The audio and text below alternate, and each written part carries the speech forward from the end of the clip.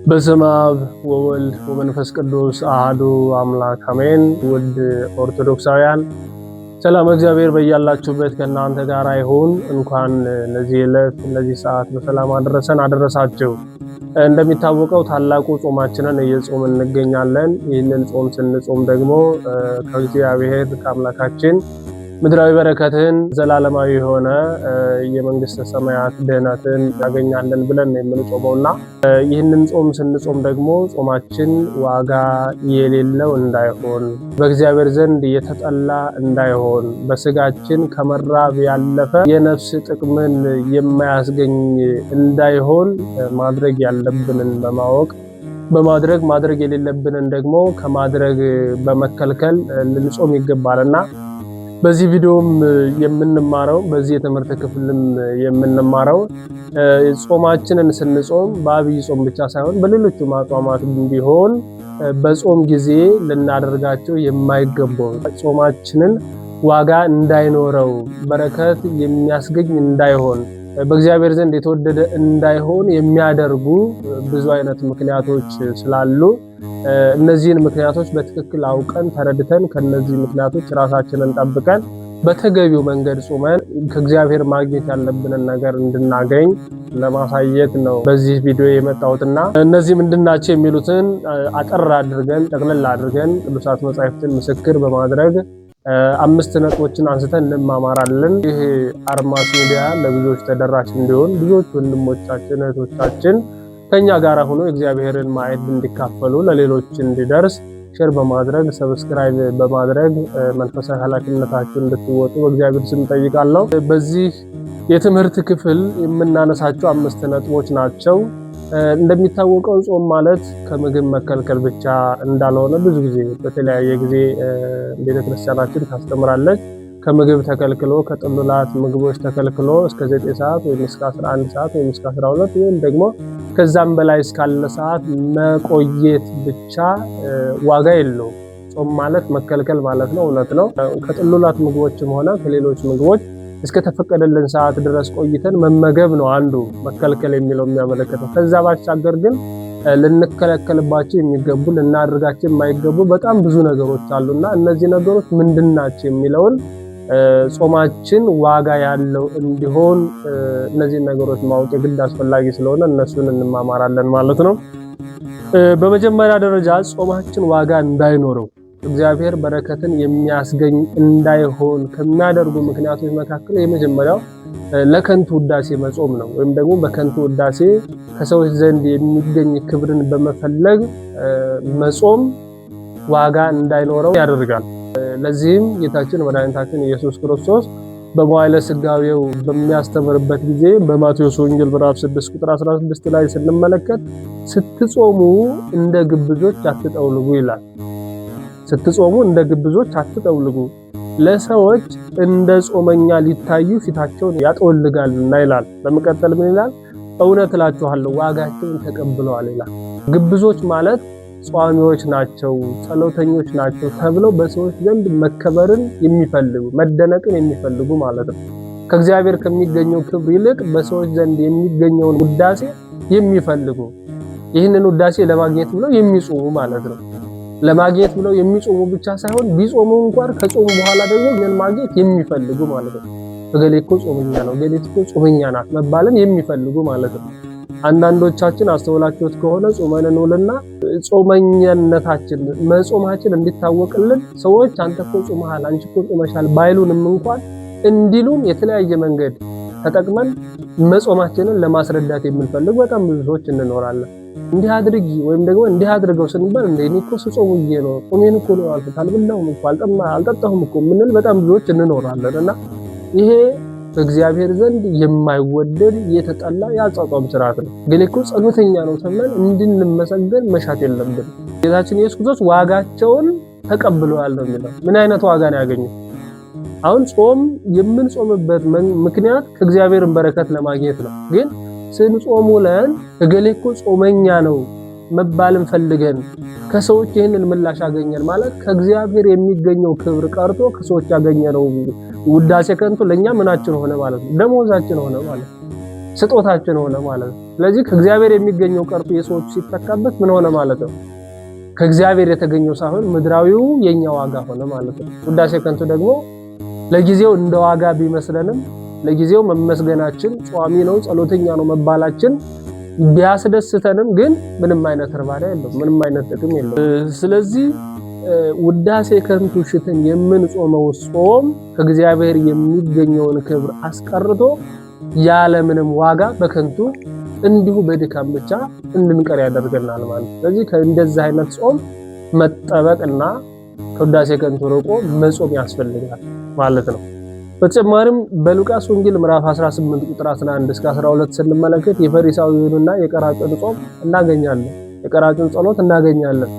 ፈሪሳዊው ምንድነው እያለ የነበረው? እኔ በሳምንት 2 ጊዜ ጾማለሁ፣ ጸልያለሁ፣ እግዚአብሔር እገዛለሁ እያለ ቀራጩን ለማሸማቀቅ እርሱ ጿሚ ነው ጸሎተኛ ነው ተብሎ በሰዎች ዘንድ ክብርን ለማግኘት ውዳሴ ከንቱን ለማግኘት እየለፈለፈ ነበር። በኩራት ሆኖ ሲጸልይ የነበረው ማለት ነው።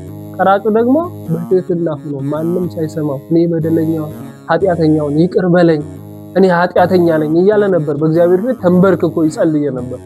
አሁን የሁለቱን ጸሎት ተመልከቱ። እንግዲህ ያኛው ከእግዚአብሔር ፊት ቀርቦ ደካማ ነኝ ማለት ሲገባው ምንም ብጾም ምንም ብጸልይም እንኳን ያንተ ቸርነት ያንተ ምህረት እኔ ከማደርገው እኔ ከምሰራው ስራ በላይ ነው ብሎ የእግዚአብሔርን ቸርነት መመስከር ሲገባ በትህትና ሆኖ ወደ እግዚአብሔር ፊት መቅረብ ሲገባ በትዕቢት ሆኖ እንደዚህ እያለ ነበር። ግን እግዚአብሔር የሰማው የትኛውን ጸሎት ነው ካላችሁ በትህትና የጸለየው። የዚህኛው ዋጋ ምንድነው የሆነው? እንዲህ ያደርጋለሁ በማለቱ በሰዎች ዘንድ ገሌኮ እንዲህ ያደርጋል ተብሎ የሰዎችን ውዳሴ ከንቱ ከማግኘት ባሻገር በእግዚአብሔር ዘንድ ምንም ያገኘው ነገር የለም። እንደውም ተነቅፎ የሁለቱ ታሪክ የቀረበልን ይሄኛው የፈሪሳዊው ትዕቢት ዋጋ የሌለው እንደሆነና የቀራጩ ትህትና ደግሞ ምን ያህል ዋጋ የሚያሰጥ እንደሆነ እንድንማርበት ነው የተጻፈልን። ስለዚህ በዚህ ጾማችን ምንም አይነት ከሰዎች የሚገኘውን ክብር መሰረት አድርገን ገሌ ጿሚ ነው ጸሎተኛ ነው ይለኛል በሚል ስሜት መጾም የለብን። ከእንዲህ አይነት ስሜት ወጥተን መጾም አለብን ማለት ነው። ይሄ ዋጋ የሚያሳጣን እግዚአብሔር የማይወደው ጾም ስለሆነ ማለት ነው። አይነት ስሜት ኑሮን በዚህ መንገድ የምንጾም ከሆነ ዋጋ የሌለው ጾም እየጾምን እንደሆነ ስጋችንንም እያስራብን እየተጠማን እየደከምን በነፍሳችንም ደግሞ ምንም አይነት ጥቅም ሳናገኝ እንዲሁ በከንቱ እየደከምን እንደሆነ ማስተዋል መረዳት ይጠበቅብናል። ከእንዲህ አይነት አስተሳሰብ ወጥተን በትክክለኛው መንገድ መጾም ይጠበቅብናል ማለት ነው። በሁለተኛ ደረጃ ጾማችንን ዋጋ እንዳይኖረው የሚያደርገው አመጽ የተሞላበት ጭካኔ የተሞላበት ርህራሄ የሌለው ያጾም ስርዓት ነው። ታላቅ ጾም ስንጾም አንዱ ልናስተውል የሚገባው ነገር በቸርነት በርህራሄ ጭካኔን አስወግደን ለሌላው በመራራት ለሌላው ፍቅር በመስጠት ለሌላው ቸር በመሆን መሆን አለበት። አምላካችን እግዚአብሔር በነብዩ ኢሳይያስ ላይ አድሮ ሲናገር በትንቢተ ኢሳይያስ ምዕራፍ 58 ቁጥር 3 ላይ ስንመለከት ምን ይላል? እነሆ በጾማችሁ ቀን ፈቃዳችሁን ታደርጋላችኋል፣ ሰራተኞቻችሁንም ሁሉ ታስጨንቃላችሁ። ተመልከቱ። እኛ በስራችን ብዙ የምናስተዳድራቸው ሰራተኞች ሊኖሩ ይችላሉ፣ የሚያገለግሉን አገልጋዮች ሊኖሩ ይችላሉ፣ ልጆቻችን ሊኖሩ ይችላሉ፣ ሌላ ቤተሰብም ሊኖር ይችላል። ነገር ግን እኛ ጾሙን እየጾምን ሌሎቹን የምናስተዳድረው በጭካኔ ከሆነ ለአገልጋዮቻችን ርህራሄ የሌለን ከሆነ ፍቅር የማንሰጥ ከሆነ በእነሱ ላይ ጭካኔ የተሞላበት ስርዓት ካለን ይሄ ጾማችን ዋጋ እንዳይኖረው ያደርጋል። በመሰረቱ ሰው ርህሩህ መሆን ያለበት ቸር መሆን ያለበት በጾም ብቻ አይደለም። በየትኛውም ጊዜ ደግነት የግድ አስፈላጊ ነው። ቸር መሆን ያስፈልጋል። በሀብት የምንበልጣቸው ሊኖሩ ይችላሉ፣ በእውቀት የምንበልጣቸው ሊኖሩ ይችላሉ፣ በስራችን የሚያገለግሉን አገልጋዮች ሊኖሩ ይችላሉ። የኛን እጅ ጠብቀው የሚኖሩ ከኛ ገንዘብ እናገኛለን ብለው ወጥተው ወርደው የሚያገለግሉ ሰዎች ሊኖሩ ይችላሉ። እነዚህን እንደፈለግን በጭቆና ውስጥ እንዲኖሩ እያደረግን እነርሱን እየጨቆንን እነሱን እያስለቀስን እነሱን እያስራብን እነሱን እያስጠማን እነሱን በድካም ውስጥ እንዲኖሩ እያደረግን እነሱን እየገፋን በእግዚአብሔር ፊት ቀርበን እየጾምን እየተራብን እየተጠማን ከእግዚአብሔር ፊት ብናለቅስ ጾማችን ዋጋ አይኖረው። ይህን ማወቅ አለብን። እግዚአብሔር ቸርነትን የሚወድ አምላክ ርህራሄን የሚወድ አምላክ ነው እንጂ አስጨናቂነትን የሚወድ አምላክ አይደለም። አስጨናቂዎች እንደሆነም የፈቀደ አምላክ አይደለም። ነብዩ ኢሳይያስ በተጨማሪ ነብዩ ኤርሚያስም በትንቢተ ኤርሚያስ ምዕራፍ 14 ቁጥር 12 ላይ ሲናገር ምን ይላል? ቢጾሙ አለ ጩኸታቸውን አልሰማም፣ በሰይፍና በረሃብ በቸነፈርም አጠፋቸዋለሁ። ቢጮሁ ማለት ነው ጌታ ሆይ ማረን፣ ጌታ ሆይ ማረን፣ ጌታ ሆይ ይቅር በለን እያሉ ቢጮሁ አለ አልሰማቸውም፣ በሰይፍና በረሃብ በቸነፈርም አጠፋቸዋለሁ። አሁን እየጾሙ እየጸለዩ እየጮሁ እግዚአብሔር ምንድነው እያለ ያለው? በምላሹ አልሰማቸውም፣ እንዳውም በሰይፍ በረሃብ በቸነፈር አጠፋቸዋለሁ ነው እያለ ያለው። ለምን? ርህራሄ የሌለው ቸርነት የሌለው ደግነት የሌለው በጭካኔ የተሞላ የአጿጿም ስርዓት ስለሆነ የሚጾሙ እየጾሙ ያለው በዚህ መንገድ እግዚአብሔር በማይወደው እግዚአብሔር በማይፈቅደው የጾም ስርዓት ስለሆነ ማለት ነው። ታላቁ ጠቢቡ ሶሎሞንም በመጽሐፈ ምሳሌ ምዕራፍ 21 ቁጥር 13 ላይ ሲናገር ምን ይላል? የድሃውን ጩኸት እንዳይሰማ ጆሮውን የሚደፍን ሰው እሱ ራሱ ይጮሃል አይሰማለትም። የድሃውን ጩኸት፣ የተገፋውን ሰው ጩኸት፣ የተራበውን የተጠማውን ሰው ጩኸት የማይሰማ ላለመስማት ጆሮውን የሚደፍን ፍላጎት የሌለው ሰውን እግዚአብሔርን እርሱ ቢጮህ ጩኸቱን አይሰማለትም። ጩኸቱ ዋጋ የለው አይሰማለትም ነው እያለ። ስለዚህ በዚህ ጾማችን አሁን በእንዲህ አይነት መንገድ ከሆነ እየጾምን ያለነው ሌሎችን እየጨቆንን ሌሎችን እያስለቀስን የሌሎች እንባ እንዲፈስ እያደረግን ከእግዚአብሔር ፊት ቀርበን እንባችንን ብናፈስ ዘወትር በመዓልትም በሌሊትም ብንጮህ ጾማችን ዋጋ አይኖርም። ስለዚህ እኛ እግዚአብሔር የእኛን ጩኸት እንዲሰማ እኛ የሌሎችን ጩኸት መስማት አለብን። እግዚአብሔር የእኛን እንባ እንዲያብስልን እኛ የሌሎችን እንባ ማበስ መቻል አለብን። ይሄ የሆነ እንደሆነ ጾማችን ዋጋ ያለው በእግዚአብሔር ዘንድ የተወደደ ይሆናል ማለት ነው። በሶስተኛ ደረጃ ወይም ደግሞ ሶስተኛው ጾማችን ዋጋ እንዳይኖረው የሚያደርገው በጸብ በጥል በክርክር ሆኖ መጾም ነው። ይቅርታ በሌለው ሁኔታ መጾም። በዚህ መንገድ የሚጾም ሰው ጾሙ ዋጋ የለው። ከመራብ ባሻገር ከመራብ ያለፈ ከመጠማት ያለፈ ስጋውን ከማድከም ያለፈ ከእግዚአብሔር የሚገኘውን ክብር ከእግዚአብሔር የሚገኘውን ዋጋ ማግኘት አይቻልም። በማርቆስ ወንጌል ምዕራፍ 11 ቁጥር 12 ላይ ስንመለከት ለጸሎት በቆማችሁ ጊዜ በሰው ላይ አንዳች ቢኖርባችሁ ይቅር በሉ ይላል። ጾም ለመጾም ተዘጋጅተን እያለ ጸሎት ለመጸለይ ራሳችንን አዘጋጅተን እያለ ሌላውን የበደልነው ያስቀየምነው ያስከፋነው ቢኖር አስቀድማችሁ ይቅር በሉ። ተቻለ አስቀድሞ ማሰብ፣ ካልሆነም ደግሞ ጾም እንኳን ጀምረንም ቢሆን ጸሎት ጀምረንም ቢሆን ማንኛውንም መንፈሳዊ ስራ ጀምረን ከሆነ ይህን መንፈሳዊ ስራ እያስኬድን እያለ የበደልነው ያስቀየምነው ያስከፋነው እንዳለ ትዝ ካለ አስቀድመን ይቅርታ መጠየቃለን። ለምን ካለን ቀጥሎ ምን ይላል መሰላችሁ? በሰማያት ያለው አባታችሁ የእናንተን ኃጢአታችሁን ይቅር እንዲልላችሁ። እኛን እግዚአብሔር ይቅር የሚለን ከእግዚአብሔር ይቅርታን ማግኘት የምንችለው በምንድን ነው ካል በመጀመሪያ ደረጃ እኛ የበደልነውን ይቅር ስንል ነው። ለዛም እኮ ነው ሁልጊዜ በምንጸልየው ጸሎታችን በአቡነ ዘበሰማያት በደላችንን ይቅር በለን ካልን በኋላ እኛም የበደሉንን ይቅር እንደምንል ነው የምንለው። እኛ የበደሉንን ይቅር የምንል ከሆነ እግዚአብሔር ይቅር ይለናል። እኛ የበደሉንን ይቅር የማንል ከሆነ ከእግዚአብሔር ይቅርታን ማግኘት አንችልም። ስለዚህ እግዚአብሔር አምላካችሁ የእናንተን ኃጢአታችሁን ይቅር እንዲልላችሁ በምትጾሙበት ጊዜ በምትጸልዩበት ጊዜ የበደላችሁት ሰው እንዳለ ትዝ ካላችሁ እናንተ ምን በሉ? አስቀድማችሁ ይቅርታን ጠይቁ፣ ይቅር ተባባሉ ብሎ መጽሐፍ ይነግረናል ማለት ነው። እያንዳንዱ ሰው በሚጾምበት ጊዜ ጾሜ ዋጋ አለ ወይስ የለውም የሚለውን ማረጋገጥ የሚችለው በራሱ ነው። ጾሙ ዋጋ የሚያሰጥ እንደሆነ በሚያሰጥ መልኩ እየጾመ እንደሆነና ዋጋ የማያሰጥ ጾም እየጾመ እንደሆነ በራሱ ይህንን ካወቀ መረዳት ይችላል። ወንጌላዊው ቅዱስ ዮሐንስም በመልእክቱ በአንደኛ ዮሐንስ ምዕራፍ 4 ቁጥር 20 ላይ ሲናገር ምን ይላል? ማንኛውም ሰው እግዚአብሔርን እወዳለሁ እያለ ወንድሙን ቢጠላ ሐሰተኛ ነው። ያየውን ወንድሙን ሳይወድ የማያየው እግዚአብሔርን እንዴት ሊወድ ይችላል? ከፊታችን ያለውን አብሮን የሚኖረውን ወንድማችንን እየጠላን ያላየነውን እግዚአብሔርን መውደድ ማለት ይሄ ሐሰተኛነት ነው። ምክንያቱም የምታየውን ሳትወድ የማታየውን እንዴት ልትወደው ትችላለህ ይላል። እግዚአብሔርን መውደድ ማለት ወንድምን መውደድ ማለት ነው። ለአንዱ ለተራበው ማብላት ማለት ለእግዚአብሔር ማብላት ማለት ነው። ለተጠማ ማጠጣት ማለት ለእግዚአብሔር ማጠጣት ማለት ነው። ወንድምን መውደድ ማለትም ደግሞ እግዚአብሔርን መውደድ ማለት ነው። ስለዚህ ከቅርቡ ያለውን አብሮት የሚኖረውን የሚያየውን ወንድሙን ሳይወድ የማያየውን እግዚአብሔርን እወዳለሁ የሚል ሰው ሐሰተኛ ነው። ሐሰተኛ ከሆነ ደግሞ እግዚአብሔር የማይወደው ማለት ነው። እግዚአብሔርን አለመውደድ ደግሞ ከእግዚአብሔር የሚገኘውን ጸጋ እግዚአብሔር ማግኘት አይቻልም። ስለዚህ ጠብ ካለብን፣ ቂም ካለብን፣ በቀል ካለብን እንዲህ አይነት ውስጣችንን የሚያቆሽሽ ነፍሳችንን የሚያቆሽሽ ከንቱ ሐሳብ ካለብን ይህንን አስወግደን እግዚአብሔር በሚፈልገው እግዚአብሔር በሚወደው መልኩ መጾም አለብን ማለት ነው። ይህንን በደንብ አስተውለን በደንብ ተረድተን ጾማችንን ከጾምን ዋጋ ማግኘት እንችላለን። መጽሐፍ ምን ይላል? እስመ ዘያነብር ቂመ ወበቀለ ይውክፍት ጸሎቱ ቅርበ እግዚአብሔር።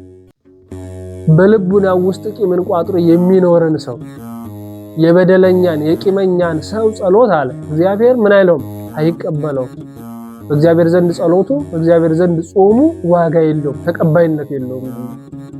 ስለዚህ እንዲህ አይነት ሐሳብ ያለብን ሰዎች ካለን ይህንን ከልቡናችን አርቀን አስወግደን መጾም ይጠበቅብናል። ያ የሆነ እንደሆነ ጾማችን ዋጋ የሚያሰጥ እግዚአብሔርን የሚወደው ሆኖ በረከትን የምናገኝበት ይሆናል ማለት ነው። አራተኛው ጾማችን ዋጋ እንዳይኖረው የሚያደርግ እንቅፋት የሚሆነን ምጽዋትና ቸርነት የሌለበት የአጿጿም ስርዓት ነው። እንድንጾም ብቻ ሳይሆን ቁርስ የምንበላ ሰዎች፣ ምሳ የምንበላ ሰዎች፣ ራት የምንበላ ሰዎች ቢያንስ በቀን አንድ ጊዜ እንኳን መብላት የማይችሉ ወንድሞቻችንን እህቶቻችንን ማሰብ ይጠበቅብናል። ስንጾም እኛ ስንራብ እኛ ስንጠማ ሌሎችም ሁል ጊዜ የሚራቡ ሁል ጊዜ የሚጠሙ እኛ እስከ 9 ሰዓት ሊሆን ይችላል፣ እኛ እስከ 11 ሰዓት ሊሆን ይችላል፣ እኛ እስከ 12 ሰዓት ወይም ደግሞ እስከ ተወሰነው በስርዓት የተሰራውን ሰዓት ጠብቀን ሊሆን ይችላል የምንጾመው። ግን ሁል ጊዜ የሚጾሙ ሁል ጊዜ አጥተው ሁል ጊዜ ተቸግረው ሁል ጊዜ የሚበሉት የሚጠጡት አጥተው የሚቸገሩ ወንድሞቻችን እህቶቻችን አሉ። ቢያንስ በዚህ በጾም ሰዓት እኛ ስንራብ ስንጠማ ሌሎች ሁል ጊዜ የሚራቡትን ማሰብ ይጠበቅብናል። የቁርሳችንን ወደ ምሳችን ለማሸጋገር የምሳችንን ወደ ራት ለማሸጋገር ሳይሆን ቁርሳችንን ለሌሎች እንድንሰጥ ምሳችንን ለሌሎች እንድንሰጥ ካለን አካፍለን ለሌሎች እንድንደርስላቸው ነው በዚህ ጾም አንዱ ልናስተውለው የሚገባው ነገር ማለት ነው። ቸርነት የሌለው ሰው ምህረት የሌለው ሰው ለወንድሙ የማያዝን የማይራራ ሰው በእግዚአብሔር ዘንድ ምህረትን ማግኘት አይችልም። በምንችለው ማለት ነው። ትልቅ ነገር ላይሆን ይችላል የምናደርግላቸው አቅም ካለን ብዙ ማድረግ እንችላለን። አቅም ከሌለን ግን በምንችለው ቢያንስ የተራቡ የተጠሙ የተቸገሩ ወንድሞቻችንን እህቶቻችንን ልንደርስላቸው ልንረዳቸው ልንደግፋቸው ያስፈልጋል። ለኛ እግዚአብሔር ከደረሰልን እኛ ደግሞ ሌሎች መድረስ ይጠበቅብናል። ነብዩ ኢሳይያስ በትንቢተ ኢሳይያስ ምዕራፍ 58 ቁጥር 8 ላይ ሲናገር ምን ይላል? እንጀራን ለተራበ ትቆርስ ዘንድ የታረዘውንም ብታይ ታለብሰው ዘንድ አይደለምን? የተራበ ሰው አይተን እንድናበላ የተጠማን ሰው አይተን እንድናጠጣ የታረዘን ሰው አይተን እንድናለብስ ነው እግዚአብሔር የሚፈልገው። እንዲህ አይነት መልካምነት የሌለውን ጾም እግዚአብሔር ሊቀበለው አይችልም። ቅዱስ ያዕቆብም በመልእክቱ ምዕራፍ 2 ቁጥር 15-16 ላይ ሲናገር ምን ይላል? ከናንተ መካከል አለ ወንድም ወይም ደግሞ እህት ራቁታቸውን ቢሆኑ ከናንተም አንዱ በደህና ሂዱ ቢላቸው ለሰውነታቸው ግን የሚያስፈልገውን ባትሰጧቸው ምን ይጠቅማቸዋል? ተመልከቱ። የተራበ ሰው የተጠማ ሰው እያየን ደህና ሁኑ በደህና ሂዱ ብንላቸው እንዳውም ምንድነው የሚለው? የተራበ የተጠማ ሰው ቢኖር ሂዱና እሳት ሙቁ ብትላቸው ምን ሊጠቅማቸው ይችላል ነው የሚለው። ሊጠቅማቸው የሚችለው ተርበው ከሆነ ስናበላቸው፣ ተጠምተው ከሆነ ስናጠጣቸው፣ ታርዘው ከሆነ ስናለብሳቸው፣ እግዚአብሔር የሚወደው ለሰዎችም የሚጠቅማቸው ይሄ ነው። በኋላም አምላካችን እግዚአብሔር ዕለተ ምጽአት ሰማይና ምድርን አሳልፎ ለኛ ለእያንዳንዳችን የሥራችንን ዋጋ በሚሰጥበት ጊዜ አንዱ የሚጠይቀን ምን ሰርተሃል የሚል ጾመሃል፣ ጸልየሃል፣ ሰግደሃል ብቻ አይደለም የኛ ጥያቄ። ለተራበው አብልተሃል ወይ? ለተጠማው አጠጥተሃል ወይ? ለታረዘው አልብሰሃል ወይ? የታመመን ጠይቀሃል ወይ? የታሰረን አስፈትተሃል ወይ? የታረዘውን አልብሰሃል ወይ? የእግዚአብሔር ጥያቄ በማቴዎስ ወንጌል ምዕራፍ 25 ላይ የምናገኘው ይሄንን። ለዚህ የተራበን አለማብላት፣ የተጠማን አለማጠጣት፣ ለታረዘ አለማልበስ፣ ለታመመ ሰው አለመድረስ፣ የታመመን አለመጠየቅ በእግዚአብሔር ዘንድ ዋጋ ያሳጣል። ምን እላቸዋለሁ ነው የሚለው እንዲህ አይነት ስራ የሌላቸውን ሰዎች ሁሩ ምኔ ውስተ እሳት ዘላለማዊ የሆነ መከራ እሳት ወዳለበት ወደ ገሃነመ እሳት ከሂዱ እላቸዋለሁ ነው። ስለዚህ በዚህ ሰዓት እኛ ቸርነትን ካላደረግን በእግዚአብሔር ፊት እንዲህ አይነት የሚያሳዝን የሚያስጨንቅ የእግዚአብሔርን የፍርድ ቃል መስማታችን አይቀርም። ስለዚህ እንዲህ አይነት የፍርድ ቃል ላለመስማት ጾማችን በቸርነት የታጀበ በምጽዋት የታጀበ ለሌሎቹ በመድረስ የታጀበ መሆን እንዳለበት አውቀን በዚህ መንገድ መጾም ይጠበቅብናል ማለት ነው።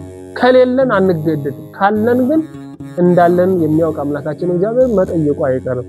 ለዚህ በምንችለው ልንደርስላቸው ልናግዛቸው ያስፈልጋል ማለት ነው። አምስተኛውና የመጨረሻው ጾማችን ዋጋ እንዳይኖረው ከሚያደርጉ ምክንያቶች መካከል ሌላኛው ያለ ንስሐ የሚጾም ጾም፣ ንስሐ ሳይገቡ የሚጾም ጾም ነው። እኛ ሰዎች ያለ ኃጢአት ላንኖር እንችላለን፣ ኃጢአት ልንሰራ እንችላለን፣ በደል ሊኖርብን ይችላል። ግን ማንኛውንም መልካም ስራ ለመስራት የግድ ንስሐ አስፈላጊ ነው። ንስሐ የሌለው ማንኛውም ስራ በእግዚአብሔር ዘንድ ዋጋ የለውም። ሰው ንስሐ ሳይገባ ቢጾም፣ ንስሐ ሳይገባ ቢጸልይ፣ ንስሐ ሳይገባ ቢሰግድ፣ ንስሐ ሳይገባ ቢመጸውት፣ ንስሐ ሳይገባ ማንኛውንም መልካም ስራ ቢያደርግ በእግዚአብሔር ዘንድ ምንም አይነት ዋጋ የለውም። ስለዚህ ማንኛውም ልፋታችን ማንኛውም ድካማችን በእግዚአብሔር ዘንድ ዋጋ እንዲኖረው እያንዳንዳችን የግድ ንስሐ መግባት ያስፈልጋል። ነብዩ ኢዩኤል በትንቢቱ ምዕራፍ 2 ቁጥር 13 ላይ ምን ይላል? ልባችሁን እንጂ ልብሳችሁን አትቅደዱ፣ አምላካችሁም እግዚአብሔር መሐሪ ይቅር ባይ ነውና ወደ እርሱ ተመለሱ ይላል። አሁን እኛ ምንም አይነት ድካም ብንደክም እግዚአብሔር የሚወደው ውጫዊውን አይደለም፣ የውስጣችንን መመለስ ነው እግዚአብሔር የሚፈልገው። ለዛም ነው በመጀመሪያ ጌታችን ኢየሱስ ክርስቶስ የመጀመሪያ ትምህርቱ ምንድን ነው የሚለው? ነስሑ ወእመኑ እስመ ቀርበት መንግስተ ሰማያት፣ መንግስተ ሰማያት ቀርባለችና ምን በሉ? ንስሐ ግቡ። የመጥምቀ መለኮት ቅዱስ ዮሐንስ ትምህርትም ይሄ ነው የነበር። ንስሐ መንግስተ ሰማያት ቀርባለችና ምን በሉ? ንስሐ ግቡ፣ ለንስሐ የሚገባ ፍሬ አድርጉ እያለ ነበር ሲያስተምር የነበረ። በኋላም ጌታችን ኢየሱስ ክርስቶስም ያስተማረው ይሄ ነው የትምህርቱ መጀመሪያ። ስለዚህ የማንኛውም ነገር የማንኛውም መልካም ስራ መጀመሪያ ሁሉ ንስሐ መሆኑን ማወቅ አለብን። ሰውነታችን ንጹህ ሲሆን እንደምታውቁት ልብሳችን ሲያድፍ ልብሳችን ሲቆሽሽ ለመልበስ እንጸየፈዋለን አይደል? ያስጠላናል፣ ለኛ ደስ አይለንም። ስለዚህ በምንችለው በውሃም ይሁን በምናገኘው ማንኛውንም ማጠቢያ አጥበን ንጹህ አድርገን ስንለብሰው ነው ውስጣችን ደስ የሚለው፣ ውስጣችን የሚረካው፣ ደስታ የሚሰማው። እኛም ደግሞ በእግዚአብሔር ዘንድ አስደሳቾች መሆን የምንችለው እግዚአብሔር በእኛ ደስ የሚለው እኛ ንጹህ ስንሆን፣ ሰውነታችን ከኃጢአት ንጹህ ሲሆን፣ ከሐሌዋ ኃጢአት፣ ከነቢብ ኃጢአት፣ ከገቢር ኃጢአት ንጹህ ስንሆን፣ ንጹህ ሆነን ማንኛውንም ነገር ስናደርግ አምላካችን እግዚአብሔር ይወደዋል። በድካማችንም በረከትን ይሰጠናል። የድካማችንን ዋጋ አምላካችን እግዚአብሔር ይሰጠናል። ያ ካልሆነ ግን ያለ ንጽህና ሆነን የምናደርገው ማንኛውንም ነገር በእግዚአብሔር ፊት ምንም አይነት ዋጋ እንደሌለው ማወቅ ያስፈልጋል ማለት ነው። ነብዩ ሕዝቅኤልም በትንቢቱ ምዕራፍ 18 ቁጥር 31 ላይ ሲናገር ምን ይላል? አዲስ ልብስና አዲስ መንፈስንም ለእናንተ አድርጉ ይላል። አዲስ ልብስ ማለት ምን ማለት ነው? ንጽህናን ገንዘብ አድርጉ ማለት ነው። ሰውነታችሁ ንጹህ ይሁን ማለት ነው። ንስሐሰ ትሬስዮ ለዘአበሰ ከመ ዘኢአበሰ፣ ንስሐ የበደለውን ሰው እንዳልበደለ ንጹህ ታደርጋለች ይላል። ንጹህ ታደርጋለች። ድንግል ንስሐ ዘማዊውን ድንግል ታደርጋለች። ነፍሳዊ ድንግልናን ማለት ነው። መንፈሳዊ ድንግልናን ታድሳለች ማለት ነው። ስለዚህ በዚህ ጾም በምንጾምበት ጊዜ ጾማችን ዋጋ ያለው እንዲሆን ድካማችን በከንቱ እንዳይሆን በስጋችንም ደክመን በነፍሳችንም ደግሞ በእግዚአብሔር ዘንድ ዋጋን ሳናገኝ የሁለት ዓለም ስደተኞች ሆነን በከንቱ የደከሙ እንዳንሆን እያንዳንዳችን ማድረግ የሚገባንን በማወቅ በመልካም እግዚአብሔር በሚወደው የአጾም ስርዓት በመጾም ይህንን ጾም እስከ ፍጻሜ ድረስ መጽናት ይጠበቅብናል ማለት ነው። አምላካችን እግዚአብሔር እርሱ በሚወደው ዋጋ በሚያሰጥ የአጾም ስርዓት ጾመን ምድራዊ በረከትን ዘላለማዊ የሆነ የድህነት ጸጋውን እንዳድለን መልካም ፈቃዱ ይሆንልን። ሁልጊዜም ቢሆን ይህንን ሚዲያ ለብዙዎች ተደራሽ እንዲሆን ብዙዎች ወንድሞቻችን ብዙዎች እህቶቻችን አብረውን እንዲማሩ ላይክ በማድረግ ሼር በማድረግ ሰብስክራይብ በማድረግ እንዲሁም ደግሞ ጥያቄዎችና አስተያየቶች ካላችሁ ኮሜንት ላይ በመጻፍ ሐሳባችሁን ማጋራት ትችላላችሁ። ያስተማረን የመከረን አምላካችን እግዚአብሔር ዛሬም ዘወትርም ከበረና የተመሰገነ ይሁን። አሜን።